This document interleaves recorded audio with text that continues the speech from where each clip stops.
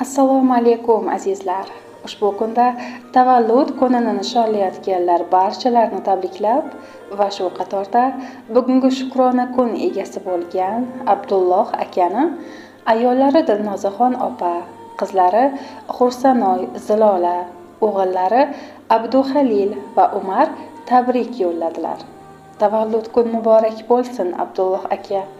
Sizga barokatli va go'zal umr, tan salomatligi, ko'ngil xotirjamligi tilab, ushbu she'rni Dilnoza opani samimiy tilaklari deb qabul qilasiz.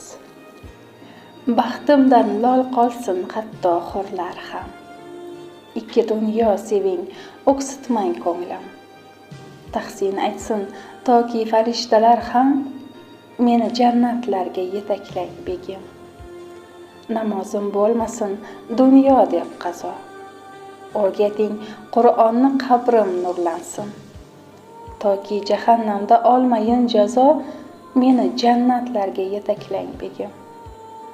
Neki bo'lsa birga yengaylik doim.